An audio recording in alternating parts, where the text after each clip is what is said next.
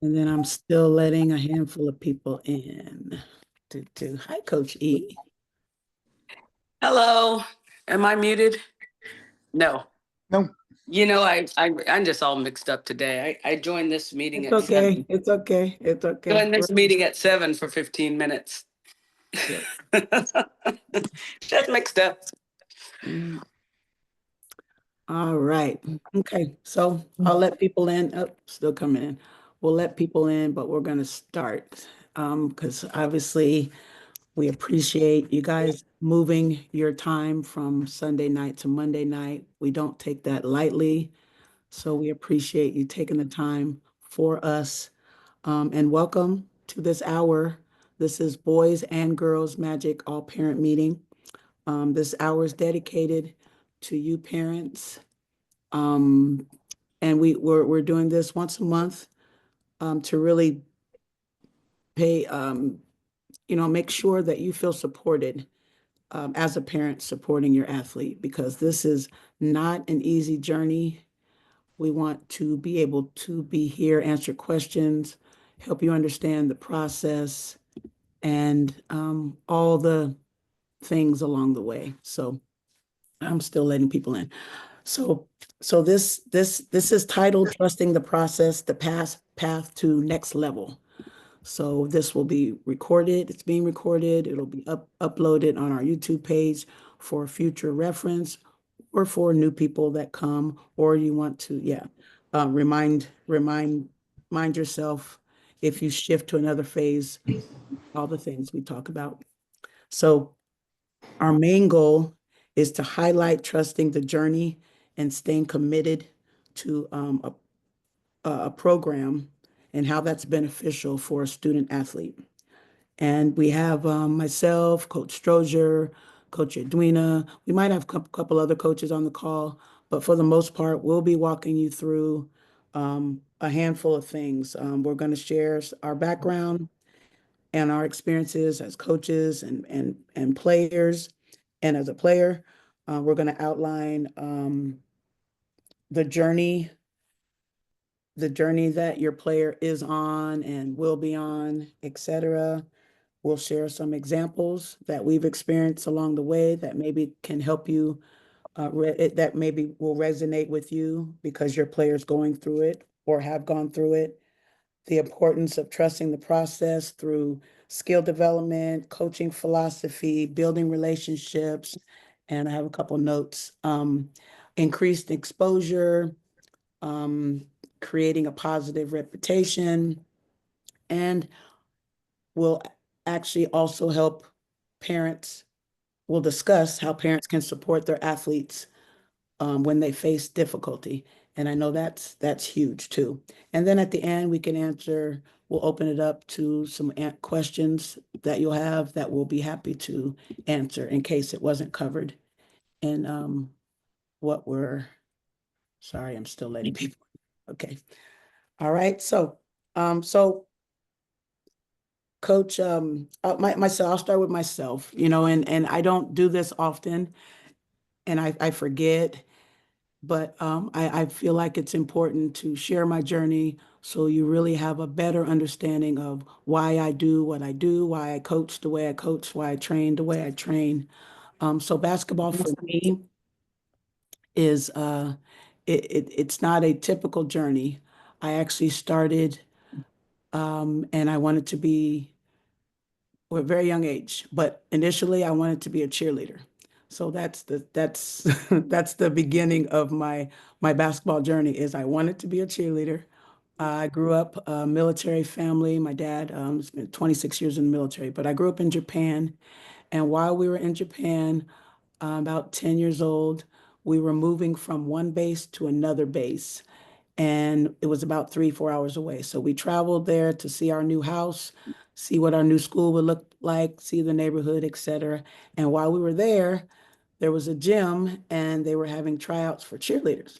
So I wanted to be a cheerleader. So can I go try out? Yes. So I went and tried out. Apparently, it was 2 days. I went to try out. Um,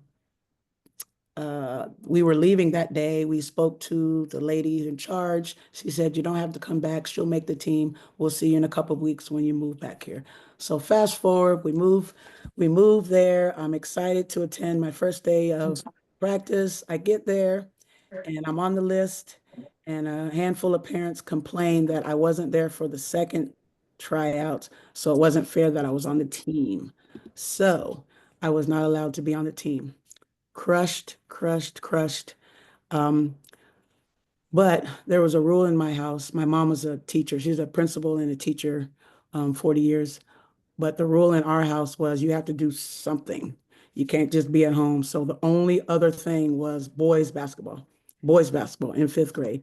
So I'm on a boys basketball team in the gym watching the cheerleaders over there, pouting, didn't want to play, etc. Fast forward, one practice, they had 9 people. They needed a 10th person to participate. So I didn't want to be that player that In case meeting. was that player um, that didn't that made everyone else not play because I didn't want to play. So I just played. And when I made my first basket, everyone cheered and I liked it. So there began my journey of basketball. So I played with boys in fifth, sixth, seventh grade, eighth grade. We moved back to the States, California. I ended up, so I've never played with girls. I never played with girls from fifth grade to eighth grade. And so fast forward, now I'm in high school, I'm in California, um, and I'm at Antioch High School. So ninth grade, make my varsity team. Actually, I made the ninth grade team with all my friends, but my the high school varsity coach saw me and made me play varsity. I didn't want to play varsity, but I did play varsity. Anyway, fast forward, um, as a player, I we weren't very good. We weren't very good, but we don't quit in my house. We don't change and switch because we weren't good. Just get better is the theme in my house. So, and this is my mom. This is my dad. So, as a ninth grader, playing varsity high school, we were getting beat by 60 plus points every game. By 10th grade, same team. Now we're losing by 30 and 40. 11th grade, same team. Now we're about in the middle of the pack. We're beating the we're in the middle of the pack. And then by my senior year, we were 4 games away from state. So I've always had that just get better mentality, just get better mentality. So if I'm coaching your kid, you understand, um, we don't move pieces around. We just get back in the gym and we get better. Whether if we're losing, we got to figure out how to win. So that's kind of my quick story through high school. I ended up being the first player to get a scholarship. 30, 40, 50 colleges wanted me. It was a cool thing. I ended up going to, actually, I was gonna go to Long Beach, but um, Long Beach had Penny Toller and a lot of other players that were in the Olympics, and I didn't want to sit. So Oregon just had lost their point guard through injury, and so I wanted to play right away. So I talked to the girls about their journey. Do you want to play? Some people, it wouldn't have been a bad thing to go to Long Beach. I just wouldn't have played probably till my junior year. But anyway, I wanted to play right away. So I ended up going to Oregon. I was in the years later, I was inducted into the Hall of Fame of my high school. Broke a few records at Oregon. Then Ionescu showed up and broke most of them, but You still have one. I still have one. Yeah, I think it's the steals, right? Yeah, I still have steals. Fast forward, I had a great college career at Oregon. Um, had the opportunity to play professionally in Spain and in Germany. Um, my knees, my knees were taking its toll. By the time professional basketball, women's basketball came up, it was the ABL at the time. I did make an ABL practice squad, which was the Portland, I don't even know, Portland Fire at the time. But by the time the WNBA came, I couldn't even pass the physical. So many trainers knew me You had to be able to do the duck walk. I couldn't do the duck walk. So many trainers knew me. So I would make a team and then I'd have to go see the trainer. And it was someone that knew my chronic knee problem. So anyway, I hung it up. Fast forward again. Now I'm 34 and Gerald, we've been married. Gerald and I have been married since I was 22. And um, he's like, can I get one kid? So anyway, we got a kid by the time I was 35. And then by that time, I'm shifting to now my friend knows I love basketball and can you train my kid? And now I'm training my friends' kids. And I was connected to an organization in Seattle for a little bit, Seattle's Best. I was training my friends' kids. And then I would watch my friends' kids and their friends, and they weren't doing anything that I trained them on. So then, I decided I did want to coach, and that's how I landed into coaching. And it was when I met Edwina, and she was like, "Why are you going to Seattle every day?" and and she convinced me. We merged with the love for basketball, um, and it took her and confidence to build or grow our own magic program, and that was 19 years ago. um, and here we are. So and then Magic was born because Magic Johnson is my favorite player. So Northwest and Magic. So that's a little trivia question I like to ask the girls if they know. That was not quick. That wasn't quick. That was quick. That was quick. But anyway, in a Strozier's will be a lot nutshell, shorter. yes, in a nutshell, A that's lot short. who I am. That's where we are. And I just hope that helps you understand why I coach the way I coach, why I train the way I train. There you go. And Strozier. You're Oh, muted, you're Kevin. on mute. Now I'm on. I had everybody on. Coach Strozier. Real quick, I was a three-sport athlete. Three-sport athlete in high school. I'm the older statesman, so I won't say how old I am. I don't think Coach B and Coach E want me to say I'm older. I'm older. So, but I was I'm a older three-sport than you, I athlete. think. Yeah, Go I was on. a oh I was a three-sport athlete. Played basketball, football, and ran track. Um, was a pretty good at all three sports. My path to basketball is really different because I went the community college route. I was an all-state high school basketball, a four-year school, HBCU school, but I wasn't ready for college. I wasn't ready. So my dad said, at first I didn't have a scholarship. And so they were going to pay for my first semester for me to go to a HBCU school. And so I went and I was miserable. It was in Baton Rouge, Louisiana. I'm from Flint, Michigan, a city person. So I'm sure you can imagine going from the city to the South was just a big thing for me. I was not ready at all. And so my dad said, well, if you're not ready, just come on back home. And I really my mom really wanted me to go to college because nobody else in my family had ever went to college. None of my brothers and sisters went to college. I was the first one to go. And so she really, when I didn't want to disappoint my mom. And so my dad just said, don't worry about that. I'll take care of that. So I went back home and enrolled at a community college and played 2 years at a community college, was a junior college All-American, MVP of the conference both years, player of the year both years. Ended up our team going to the nationals. I was voted the best small player in the nation as during college, and then I got a full ride scholarship to St. Louis University, where I that's where I went to, and which was a Division I school. Played in Metro, played against some very good play, played against Mark Aguirre and Terry Cummings, and that I probably would say how old I am now then. Um,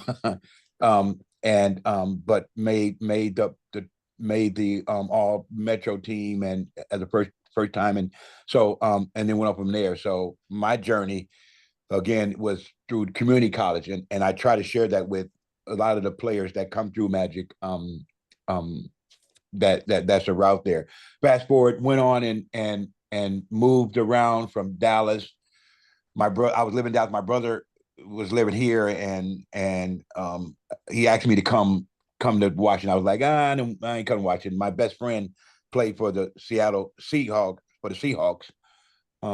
And I had been out once before, and just when I came, it was raining. I was like, I'm not trying to go where it rains that all the time. Even though it was snowing, but I didn't want to come to the rain. And my brother convinced me to come out, and came out, and we started when I first got there. I was just refereeing basketball. That was a way of trying to have money for myself. And so I happened to Seattle. We were in Seattle reffing, and we reffed there a lot of times. And I saw Vanessa and Edwina a couple of times. And I saw them. I was like, man, I mean, they doing pretty nice things with those girls. And so they said, well, sure, would like to meet them. And then I applied for a job coaching at Lincoln High School in Tacoma here, and I got the job. And in the process of when I got that job, formed a relationship with Joyce Walker. She was at Garfield, and we formed a relationship and just a good relationship, and went up in there. And so just happened to was coaching, and Joyce just said to me one day, hey, I'm gonna be down in your area helping with doing this AAU program down. Why don't you come help me out? And I said, oh, okay, I'll do that. I'll come. And when I got there, lo and behold, it was head coach Vanessa and coach Edwina, and two people who I was trying to get in contact with, and met them. And again, like I said, that's been 19 years in the makings, and I'm just, I'm truly thrilled and to be able to be a part of Magic, and they accepted me to be in this. For a long time, I was the only guy besides Gerald, male coach that we had for a long time. And then That's we true. had someone for a I hadn't while. thought about it. For a while I was the only one. And so, like I said, besides Gerald. And so like I said, just been thrilled. So, it just been a good journey, and we have just formed I think a great product to present to young ladies about getting to the next level in basketball. That's mine. So I'm gonna I'm be gonna be quick. shorter than both of you. Jeez. Okay. Is it my turn? Yep. Coach Edwina, so my basketball journey, I came from a family of 5, and there was only 7 channels. So, all we did was play outside and do sports. And I was the youngest, and I wanted to be like my older brothers and sisters, and fell in love with the game of basketball. I had 2 older brothers that got scholarships. And so this is the 70s, to UW, and where was the other one at? Wazoo. And the stories they came home and told me, I was like, oh my God. And so anyway, I got a couple of scholarships, but I had the opportunity to not need money to go to college. And so listening to my brother's stories, I said, woo, I don't want that. I just want to play. I just want to play basketball for fun. I don't want somebody to own me. And so I'm being honest. And so, it was the 70s. So it was a different vibe for a Black athlete.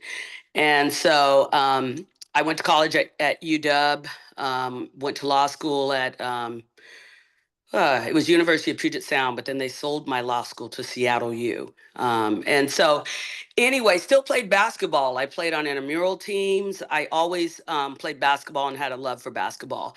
So I write books. I'm a romance author, and I'm going to tell them our story, Vanessa. I write books. I'm a romance author, and I was at that bookstore in Lakewood Village, or what's it called now? Back in my day, it was Villa Plaza, but it's called Lakewood Town Center. Mhm. And so I'm sitting up there trying to get people to buy my books. And I would send my family out to say, hey, come talk to my mom. She's an author. So anyway, Vanessa, seeing a Black woman sitting there, came over and said, hey, what are you doing? And so I told her I'm a romance author, and we struck up a friendship. And so we started playing basketball every Monday. Every Monday we would meet at the gym. And my kids were young back then, like in 3rd and 5th grade, and they would come too and go do their own thing. And we would play one-on-one against each other for about an hour. So then we're at my family event, and my brothers and sisters, my family thinks I'm a pretty good athlete. So we're talking, and we're telling them we play every Monday, and they say, how many games did you? They call me Dee Dee. How many games did you win, Dee Dee? And Vanessa sat up there and told them 0 to however many games it was. How many games was it, Vanessa? I don't know, but I'm gonna have to plug in because when this No, changes. let me finish my story. So my family's like, darn, Dee Dee, you couldn't even get one game. So now I'm mad, right? So now I'm really playing because before, and I'm in better shape. I was in better shape back then. So my strategy was I would wear out, and then by the end, I could win a game. And so, and so, we're playing 21, and I need one shot to win. Vanessa shoots the ball and misses, and I get the ball, and I'm going for a layup, and she tackled me. She tackled me to the ground. I didn't. I fouled her and gave her the ball. Yes, I got But mad. I threw the ball at her and went to the restroom to calm down. And then, Kevin, when is Coach Strozier's tackling is not a part of basketball. okay, all right. Yeah, So it's not part of Anyway, in my future, I did beat Coach Vanessa 21-0. I skunked you a couple of times. So anyway, that's our basketball story brought together by a love of basketball. But also, I tell the kids, you owe me homage because when I first started playing basketball, there were no girls teams. I had to play in a boys team. There were no high top tennis shoes for girls. And so I was trying to get my dad to buy them. And he said, if you show me another girl in high tops, I'll buy you high tops. It took a year before me to see another girl in high tops so then I could get my high tops.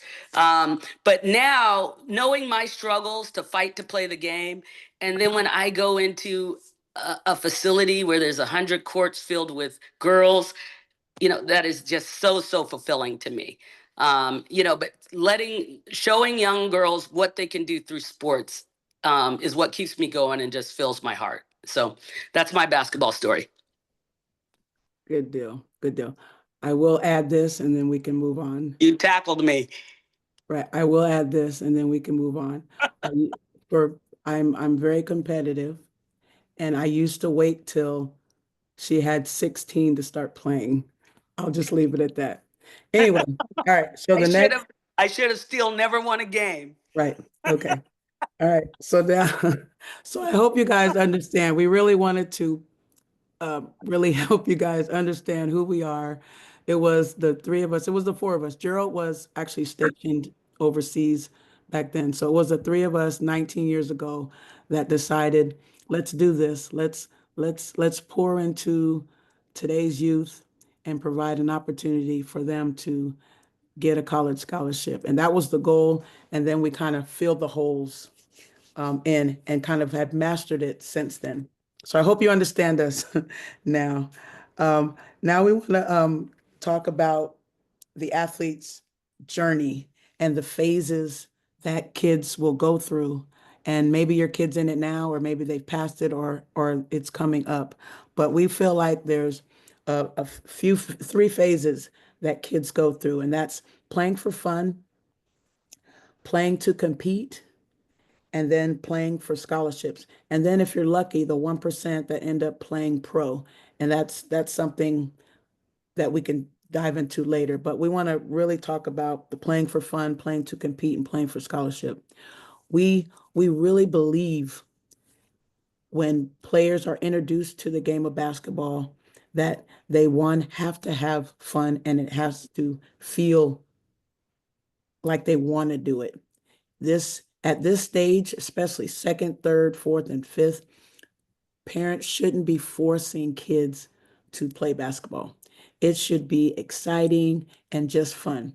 And while it's fun for them, we're teaching them fundamentals. We're teaching them how to play and win in running, win and make your shot. We're teaching them, but it's all through fun. And nothing really trumps that at this phase. It really doesn't. Um, when they shift to playing for t-shirts, that's when at tournaments, we're focused on strategy, putting players in a certain position. We may play everybody at first, but by the last quarter, last few minutes, now we're trying to win. So now we're strategizing and we're teaching kids how to play to get that t-shirt. And that's a goal. But all that through skill development, through training, I'm sorry, training, skill development, which is the same, through practices and tournaments. We're really truly teaching them how to get that t-shirt, get that trophy, and that getting that winning mentality. Now, when we shift to playing for scholarships, they have already mastered their position, and are really focused on highlighting who they are, and we want to teach them, or they should be learning quickly to be who they are in a system so they could potentially become a college athlete. And that's the phase. And it's so hard if parents come into our program and they see this team over here that's maybe been with us for X amount of years or X amount of seasons. They're winning, they're showcasing, and now they feel, and their kid is with us, but it's not their phase. So it's really tough for them to understand that they're in a different phase right now, and we can't skip steps.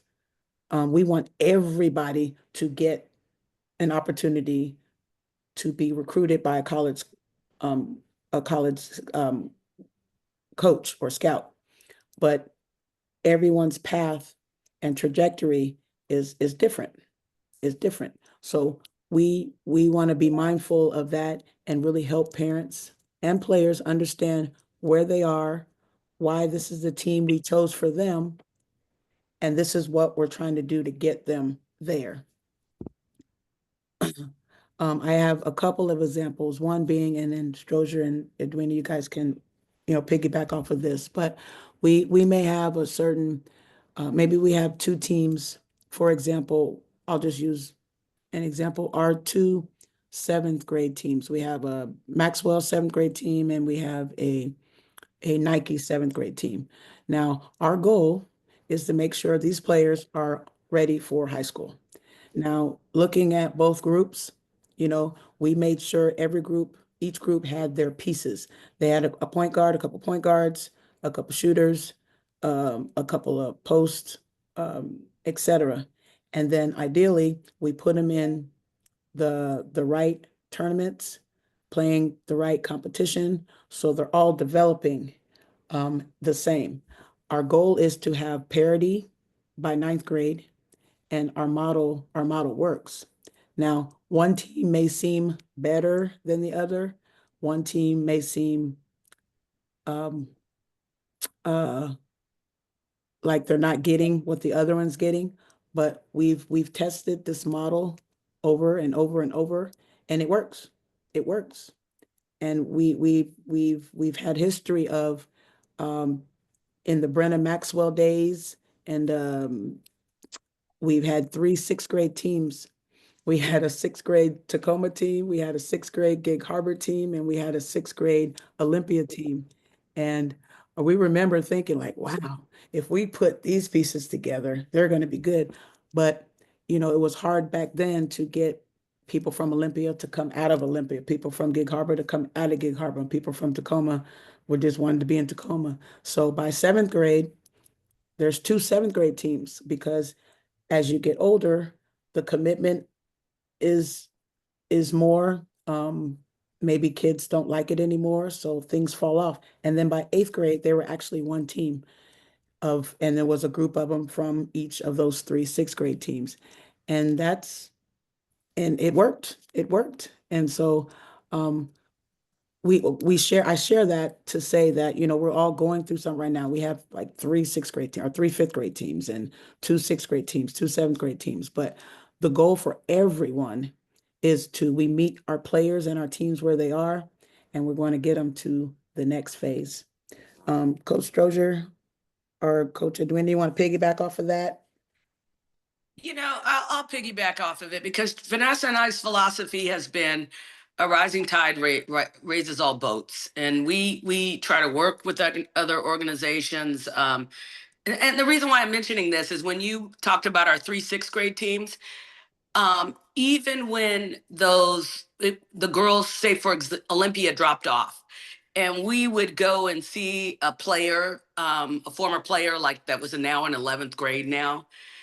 she had reached her goal of making the high school team. And I can't tell you how many times we have kids running across the gym to give us a hug and say thank you.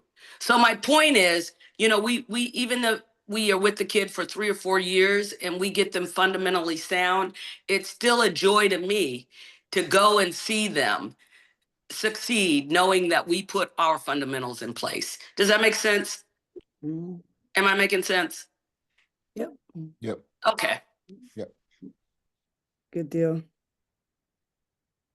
Um, so yeah, understanding the, you know, playing for fun, playing for, and we understand the stress of playing for fun is obvious. It's fun, you know, it's fun for the parents, it's fun for the kids. It's such a cool stage, and I absolutely love it.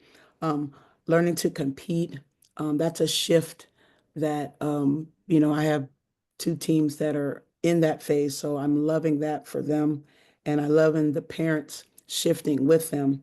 Um, the playing for scholarship is is very challenging for everybody involved, players, coach, parents alike.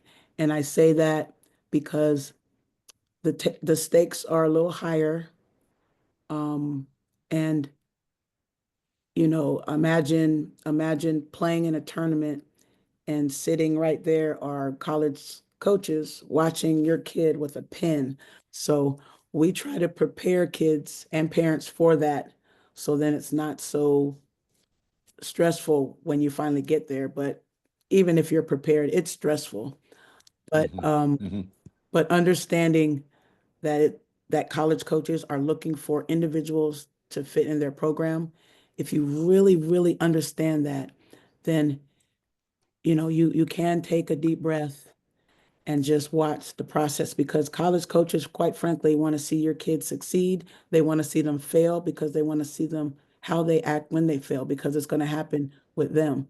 So um, it's hard because people think, oh, they have to win to get a scholarship, and you don't. You don't. A lot of times, college coaches are watching the game and the scoreboard is behind them. They're not even looking. They're simply looking for players that can highlight who they are in a system, and players that fit in their system. So by the time kids get to this point, we're hoping that trusting the process helps them trust the process. Mm-hmm. Mm-hmm. Did you have something you wanted to add, Kevin? I just think that's key too. By you know that understand that just speaking from I coach college basketball, and I go when I do go when I was coaching college basketball, and I may go look at go to high school games and look at kid. I'm trying to recruit a kid. I never worried about the score or if they won or lost. I looked more at different other things, what that player was how she was handling things. If they were down, how was she handling that? How was she, being with her teammates? How was she on the bench? Looking at all those small things that we were looking for when I was coaching at Pierce, or I was coaching at TCC, or at Highline, whatever our system was. And so that is huge of knowing that it's not about always about how many points you can score or that. It's just about those small things that we as coaches look for when we're recruiting players to give scholarships. Yeah. Good deal. I have just an example too, and I like to give examples at different phases because a lot of parents on the call are at different phases. Just an example of athletes who overcame challenges and found success through their dedication. Mm-hmm. We had a group of sixth graders, Big T's group of sixth graders, and this group um, I coached. probably I remember. we made Mm-hmm. up different. Half of them were playing man, half of them were in zone because Yeah. some were elite and some were. Anyway, it was funny, but Yeah. Vanessa said, "What are you doing?" I said, "I'm coaching to what I have." yeah. So, It but this, works. but this group This group, it was a sixth grade group, and I'll tell you this, and I'm just gonna be open. This group reminds me of our current eighth grade group, eighth grade, eighth, ninth grade girls group right now. And they in sixth grade, they did not win a game. We're looking at the paper, we're looking at our girls, and we're like, wow. And we had every piece. They were good. They were, I mean, athletic. We had some shooters. We had strength. In sixth grade, but they weren't winning. And then we figured out that we never had all of them at practice ever. We had all of them at the game, but we had all of Mhm. them at Yeah. practice. So this Yeah. actually reminds me of our eighth grade group and our fourth grade group. Good group, good group.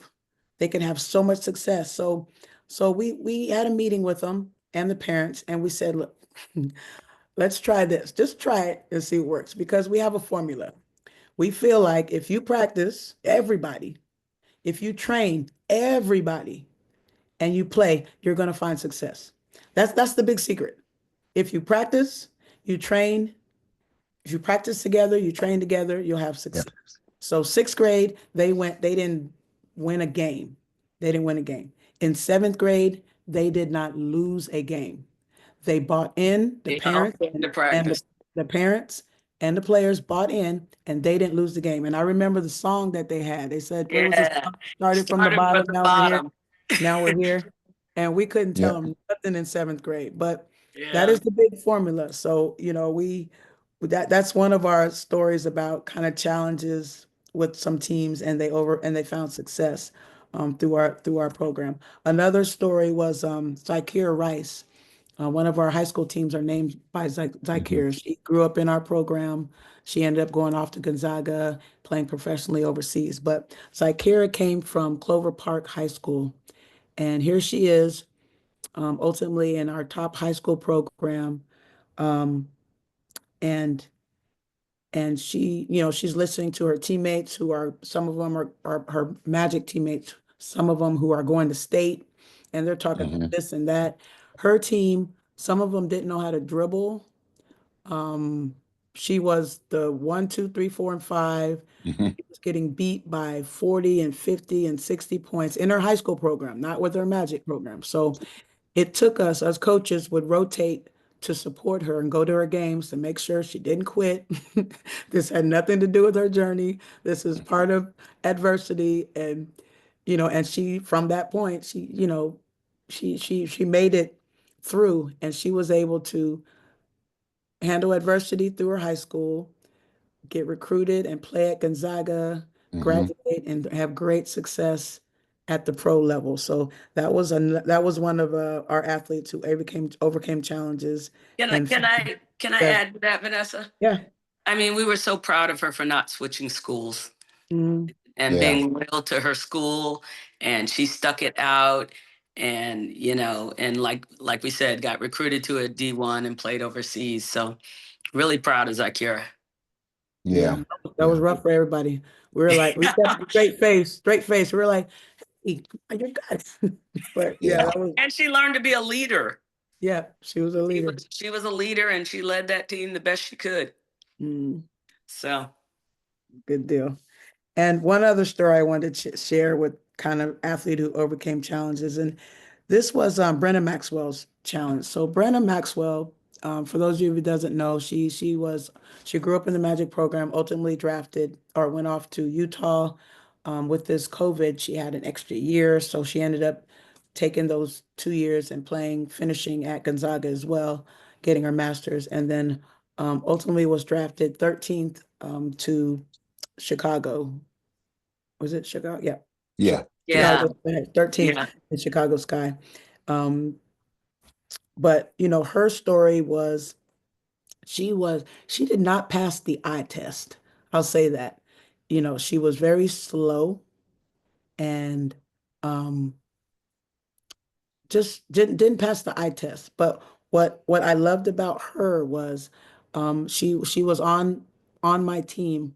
But to challenge her, she also played on another Magic team.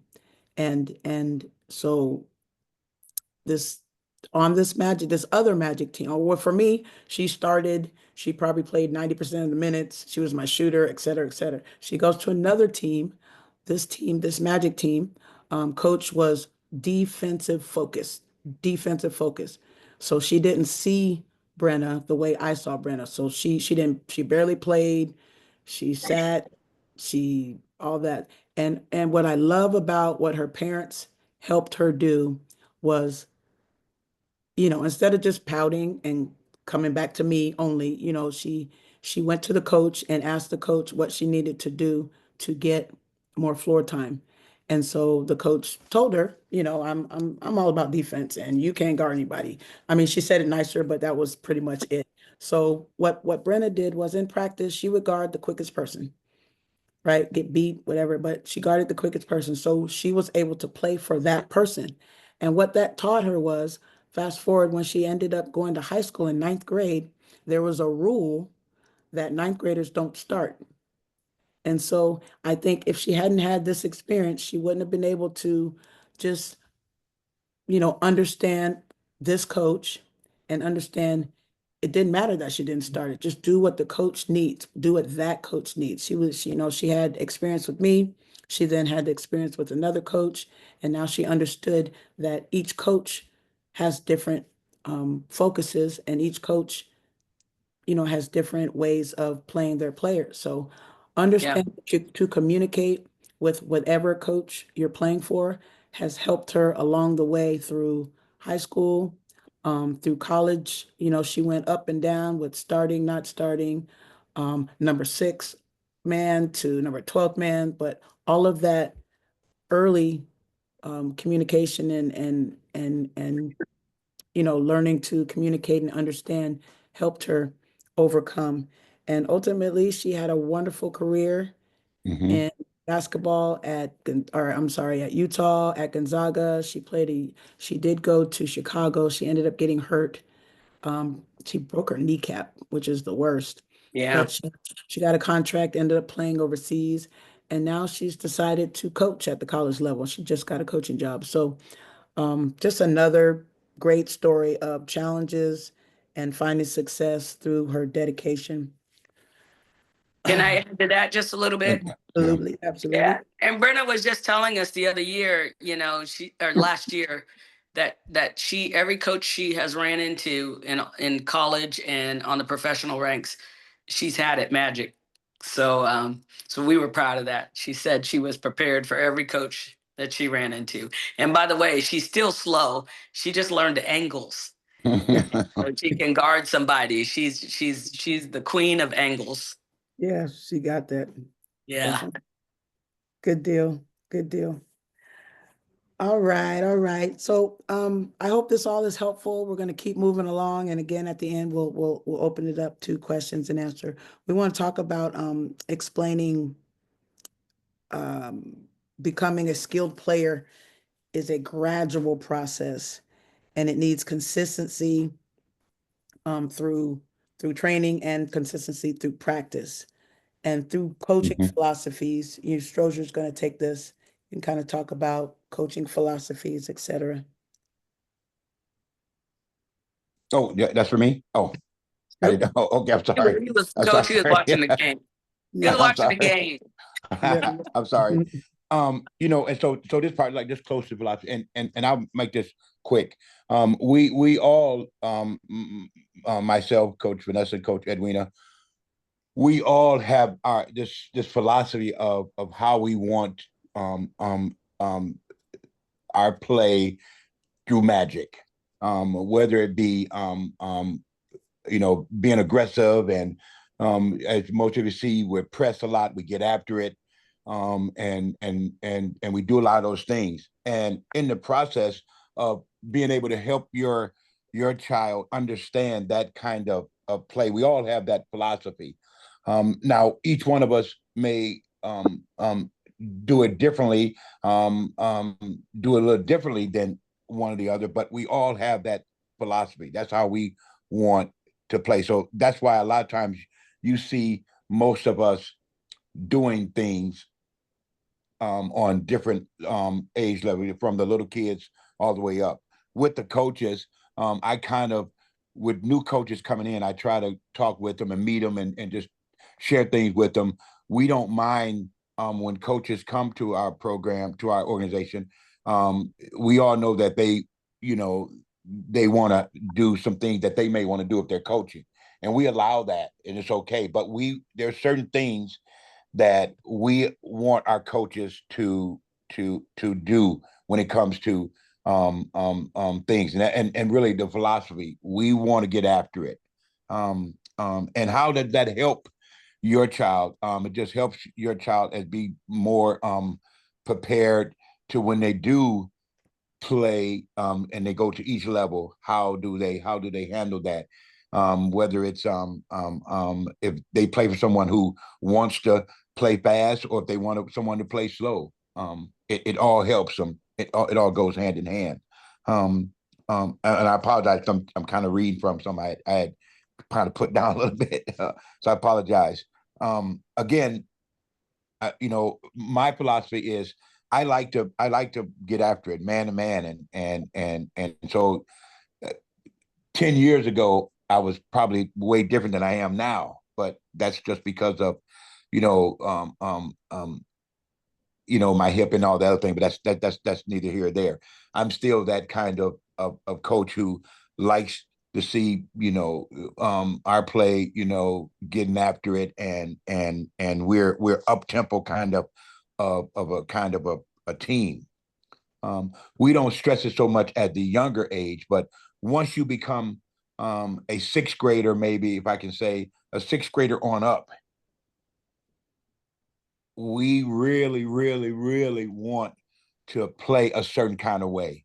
And you have to be mentally tough. I'm sure well, all of you have. You see Coach Vanessa when she's on the sideline, doesn't really matter.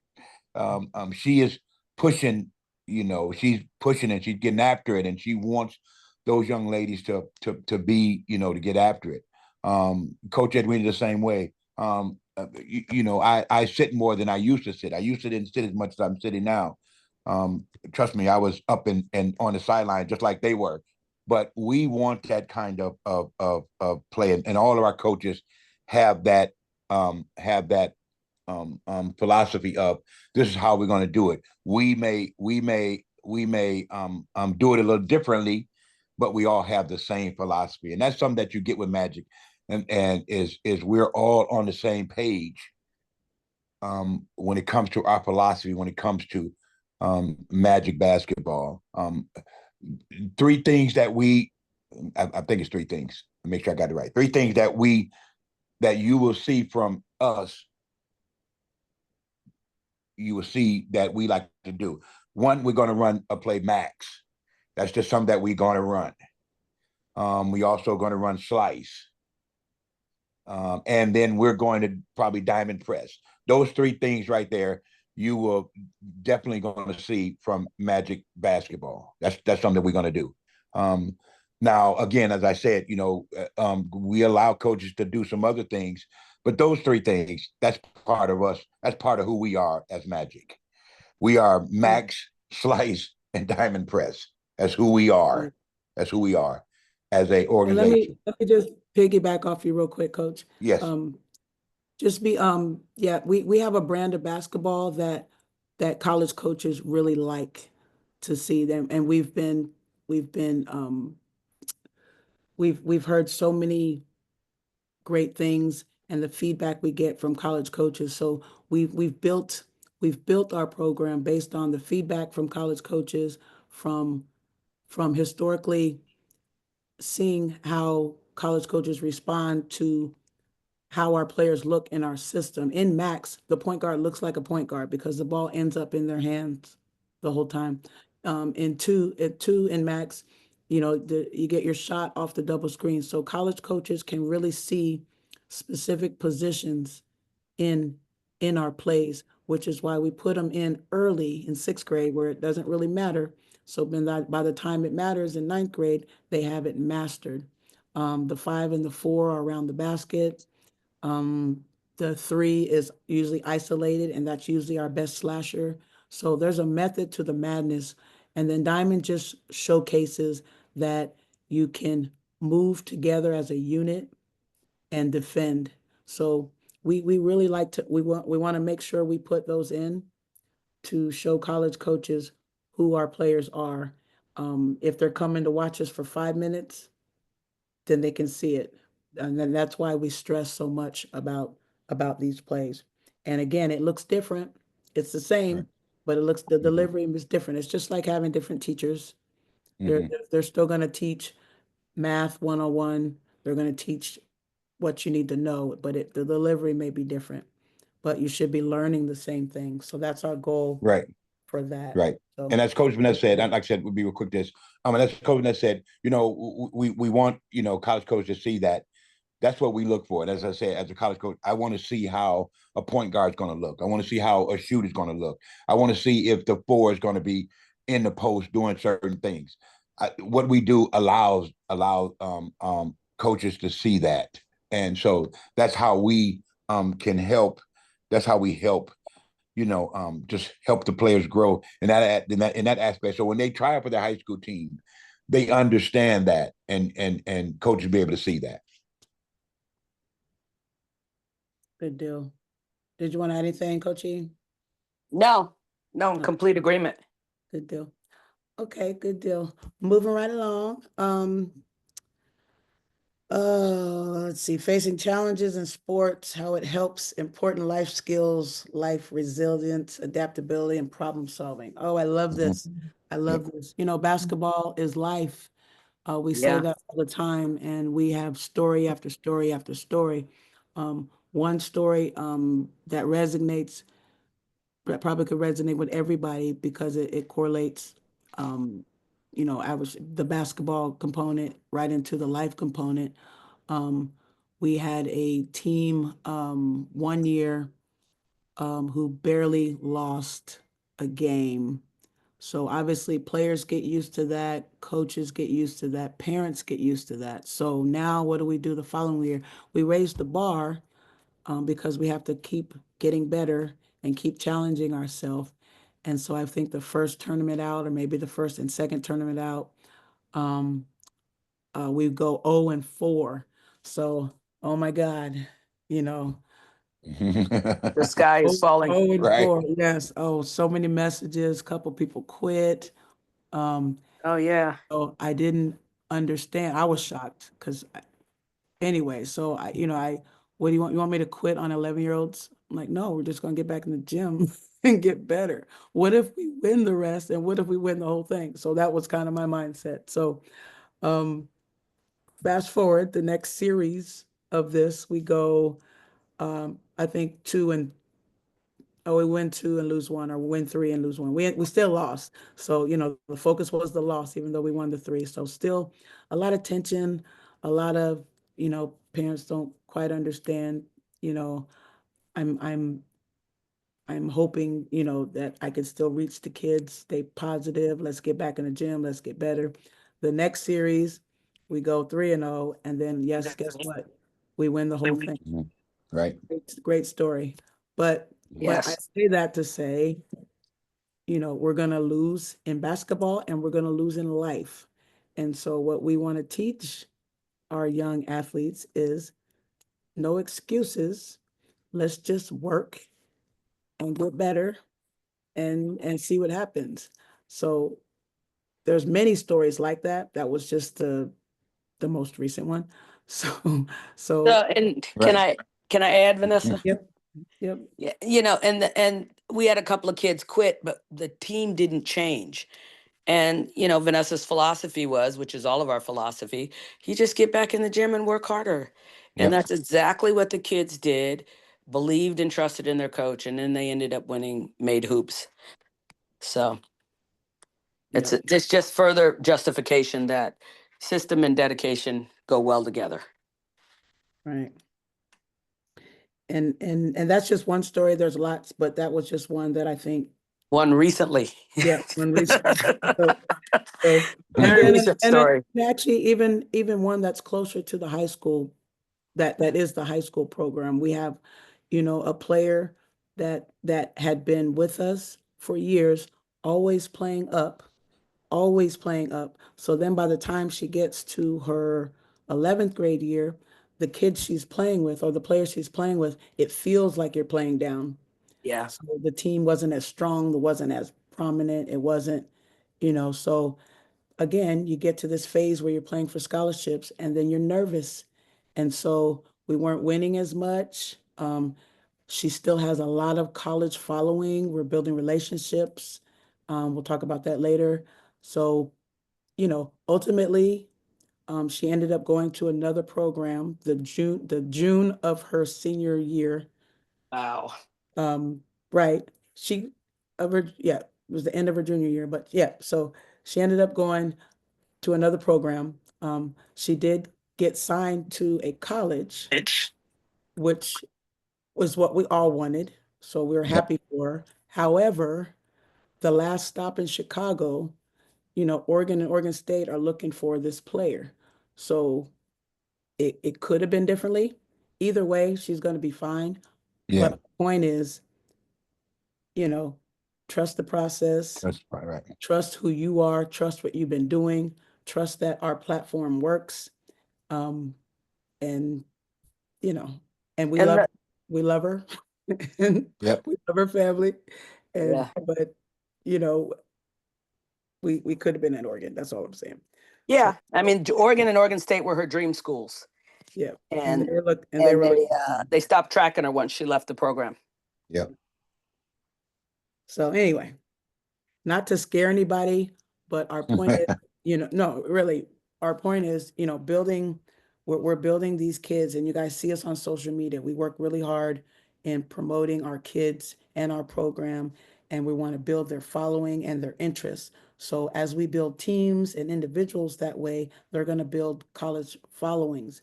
And so um, it's the benefit of continuing on a path, especially, if you're already in a system where you're highlighted and showcased. It's just a benefit. I mean, they're Right. they're always looking for, ooh, I'm gonna go check this girl out or this boy out or this team out and see how they've developed. Um, so we get that a lot. Where is so and so? Yeah. Because we do highlight our players and we highlight our teams. And Yeah. so, um, not to say that they won't be okay if they leave. My point is, I really want to Right. drive this home is if you're in a program that's highlighting your player, and we have so many college followers, so they're following your player already. Um, it's you're already there pretty much, and Yeah. just a matter of you know, choosing at the end and cultivating that relationship with those colleges that are reaching out. So um, I will say this also, the benefit of sticking with a system or a program. All of our junior EYBL players, that's Team Maxwell, all of them have already been added to a recruiting list for colleges. Hmm. All of them, every last one of them, every last one of them. And it's not a matter of having a good game, bad game. People know that if you're in the junior EYBL, you're on the path to going to college. So college coaches like to get ahead and see what's up and coming already. Every last one of our Nike championship players, closer to graduation, 11th and 10th grade players, are already Hmm. being recruited. Already being recruited. They've already moved to recruiting list. They're getting all these invites to elite camps. If you get invited to an elite camp, that you're being recruited because colleges can't call you and say, you know, they can't do certain things. So the best way for them to recruit our young players is to invite them to their elite camp. So then when they're on their campus, they can talk to them, they can start building relationships, and that's how it all starts. So, every last one of our players are on a path to play at a college. Now, I don't know what college. There's so many colleges out there, but there's D1, D2, D3, NAIA, JUCO, so many Hmm. options. But every last one of them, if you're on a certain path or in a certain program, you're highlighted and you have a mark by your name. And they're looking to see, oh, let me see what this one's about. Oh, I saw her in April. Let me see how she improved in May. Oh, I saw her in May. Let me see what's going on in in July. So that's kind of the benefits of you know, sticking with a program or Mhm. and that brings us to kind of loyalty to the program and the benefits. You know, we talked Right, about right. the benefits of it. And Strozier had a couple of Just real quick, just about being loyalty and just you know, coaches look at loyalty, as Vanessa was just saying, kind of in that a little bit, loyalty, because when they see them in April, and so they know they see them and they like them, and so they now want to come back and see them in May, and then they see them again, and so they come back say in July. But if you're jumping from, if things don't go your way and you want to move on, now I see you here, and now as a coach, I wonder why are you leaving? You in this program, and you have the opportunity to get that exposure, and so now when I want to see you again, you're not there. And so now I wonder that. And then I also say, well, is this kid good for my program as a college coach, as a program? Are they going when they have adversity or something happens? What are they going to jump and leave? So loyalty is huge when it comes. And so I told Vanessa when we were talking about this, this is one I wanted to touch on a little bit because when it comes to Magic, I don't know the right word to say. I don't know the word to say, but I am big on um, coming to Magic, and when you play for Magic, finish with Magic because we offer something to you, and we work very hard at trying to stay committed to your child to get your child what she needs as far as it comes from training to scholarships. We work very hard at that. And so it sometimes when I mean people leave, I still they still see me and they come back and they hug me and Coach Edwina, as you said, and they hug us and we all wish them well. But that touches me a little bit because I mean, I would say I'm all Magic. My granddaughter plays in Magic. My granddaughter's not going anywhere. Not going anywhere. You know what I'm saying? She's going to play for Magic till she go on and she gets a scholarship from this. Great, but I'm Magic, and so I'm just big on loyalty because loyalty it as a college coach. If I'm looking at you and I see that you're loyal, that tells me to a program that lets me know you're going to be loyal in the program that in my program. And when things go awry, when we lose games, how are you gonna stay in here and work hard, or are you gonna fold? So those are kind of players coaches want. They want players that's loyalty to a program. I'm not saying that they don't get other, I'm not saying, but I'm saying that they really look at players who they love because, like I said, they get a chance to see them. They see that okay, they may have lost 4 games in a row, so they're gonna when that next time they go see them in May, view them again. They want to see if that player is there again because they're seeing how that player is going to react. And if you're not there and you are gone to another because that could be the deciding factor to say, well, I don't know if I want this young lady in my program. That could Can, be a deciding factor. can I So can I add something to that, yes, Kevin? yes, Because it's a strange world we live in, right? Because we have the portal. yes. And so we can't ignore the fact that there is the portal. Hopefully, all of you know what I'm talking about. Before, when you committed to UW, if you left to go to Wazoo, you would lose a year. You Mm-hmm. had to sit out a year. So it discouraged kids from switching from college to college. But now we have the portal where you just submit your name to the portal and you can go to another college. Which one was it where they were in the tournament and they lost? It was Notre Dame, I think. And Yeah, the next day, all of the starting five, all of the starters, excuse me, um, left and went in the portal and left the school. But so that's a reality. But I look at Haley Van Lith, who was in our program. yes. Haley Van Lith went. Where did she finish up at, guys? TCU at she's at TCU. TCU right So now. she She finished, yeah. so Or she not, I mean, she that was her last. Yeah, but TCU got all of their starters from the portal. Mm, And they were just like a group of superstars put together, right? And mm, then they make it to the NCAA, but they have no chemistry. That's why they lost, you know? So I'm looking at that and just saying part of a justification of, yeah, you can throw superstar players together, but how far can you really go? Right, You know, right. when you Hmm. have teams that have more loyalty and players that have been there for 2 and 3 years. But, Yes, you know, we cannot ignore the reality of the portal, right. mm. Yes, yeah. And which you know may what's That's shift big. funny? things. What's That's funny huge. is we have the magic portal now because we fight over players. Hmm. We I'm fight gonna over fight you, players Kevin. too. And I And started. Vanessa said I started that because I would just snatch yeah, a player. it's like, who's that? Who's You that? Who's can't, that? Kevin. You can't have my players. Yeah, Right, yeah. right, right. So, But I mean, we it's stress that. twofold. Yeah, it's Yeah. twofold. You know, it's and then times are changing, but you know, I don't think the benefit still is, you know, if I'm a college coach, I would love to build a program, and I think Like, building a program starts with relationships. It Hmm. starts with commitment. It starts with a group that will go through the ups and downs Yes. together and Yep. go through the other side. So, but yeah, Right. I Right. appreciate that. And you Yes. yeah, know, and speaking of just, and I think that goes right into kind of having team dynamics and cohesion. And this is off the court as well, building relationships that strengthen. I have a sad story, even, you know, we had a group of girls that grew up in the Magic program years and years and years later. You know, I have a sad and a happy story, but her father passed away and she's in her 20s. And the first thing, all her Magic sisters from her youth are there with her.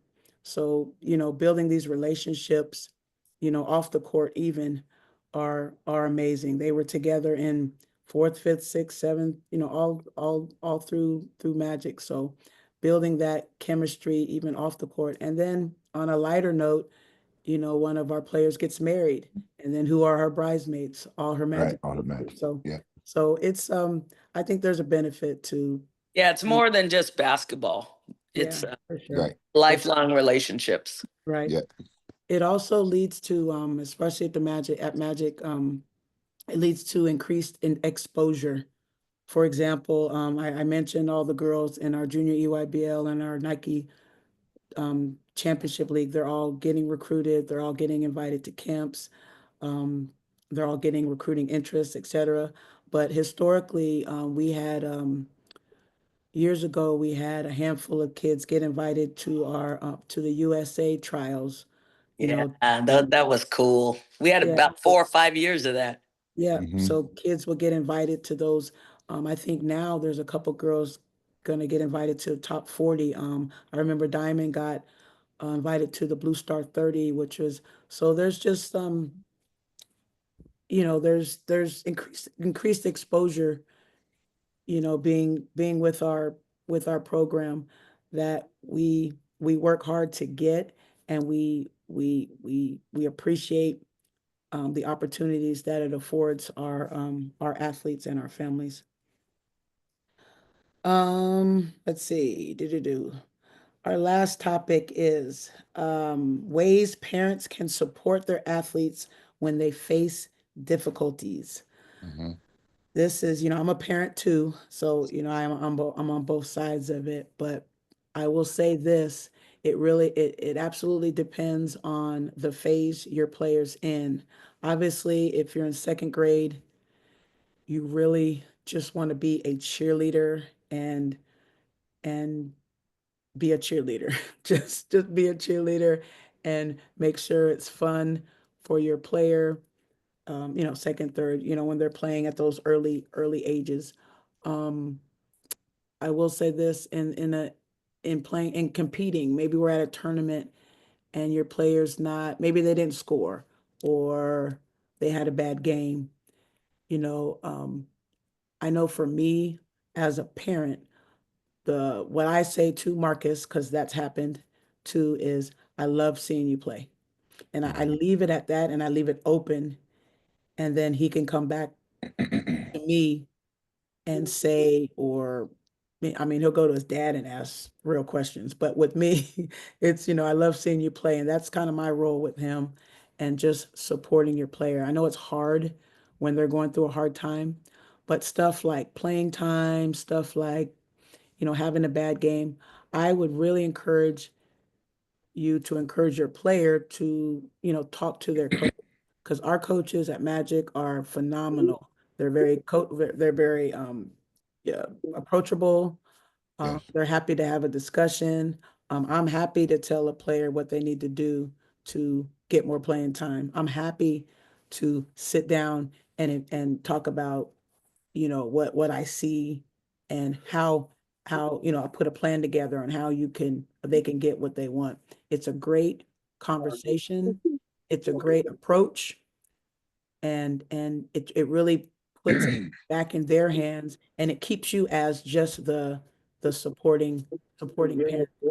So that's just my experience. I know Strozier, Coach Edwina, you guys are both actually coaches and parents. So Mhm. other ways that you can positively, support your player.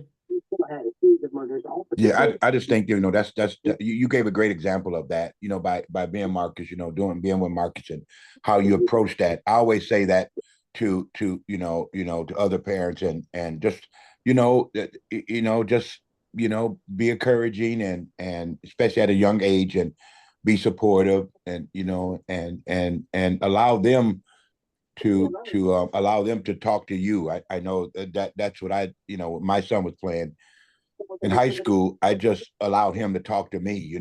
I didn't ever ask him about anything about the game or anything. I just answered questions. He would say stuff to me. Dad, I didn't play well, or what do you think about that? And he did a couple of times, and as you said, Coach Vanessa, I just referred him back to the coach. I mean, he was coached by a great guy. He was coached by a great coach here at Mhm. Tacoma at Lincoln. Tim Kelly just an outstanding coach. And so anytime he had it, and I was coaching at Lincoln as well at the time. And so I would just anything happen, I know he was coming to me because I was the girls' coach, but I wasn't Mhm. his coach. So I was always telling you, Corey, go talk to Tim. Ask Mhm. Tim. I don't know why you asking me. Asked him, and so, what do you need to do? Be on the floor. He would say, Dad, why you think I'm not playing?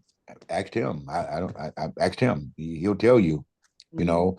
So I tried to stay away as a parent of giving my opinion why he wasn't on the floor because then he would take that hard and then, you know what I mean? So if you find out from your coach why, then you'll know exactly why you need what you have to do to be on the floor. Because that's the coach. Yeah, I agree with you. I agree with that 100%. Yeah, yeah. So with Mhm. my children, when they were involved in athletics, I took a slightly different approach. It was the same as I love watching you play. Hey, you know, great game, blah, blah, blah. And they knew if we left it at that, we were good. But if they said, "Hey, mom, what do you think I need to work on?" I would tell them, Mm-hmm. you need to work on your handles. Do you want me to come out in the park with you and work on your handles? Mm-hmm. And if they either said yes or no, but if they complained next time, I would just say, "Well, you know what? You didn't work on your handles."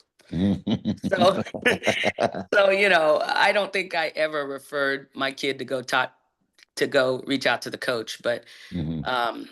I was fine with the, hey, I just love watching you play, and we could leave it at that. Or if you want more, they knew if they were asking questions, I was going to tell them. Right. Good deal. Good deal. So parents, I hope all of this is helpful. I know we threw a lot at you, but we really wanted one for you to understand where we're coming from and why we coach the way we coach, why we train the way we train, and know that we support you and want to help you understand the journey and want to answer any questions. And we would like to answer any questions you may have. The floor is yours.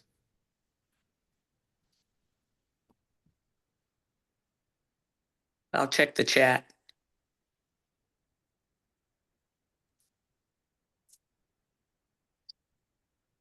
We explained so well that no one has questions, or they're all tired. Mhm. Oh, yes. Um, Something that I've always felt, and I don't always get an opportunity to say it out loud, but it's just an honor and a privilege to be a part of another person's basketball journey, and to see them at the start and see what they do with it. And people ask why you do this. I do it, number one, because it's like playing chess to me a lot. In a game, you're trying to outthink the other coach and all that kind of stuff. But the second part of it is just knowing you had some influence in a positive way on somebody's journey is really, really fulfilling. So thank you for giving us the opportunity to touch your kids in that way. Yeah, Absolutely. I concur. Yeah, I agree 100%. I agree. Yeah, yeah. Just as fulfilling for us as we hope it is for them and the parents involved. So, well, we appreciate you guys. Thank you for your time, and I hope this helps you on your player's journey. Take care. And And one quick we're before you go, available. yes, We're I was available gonna say, Coach. later.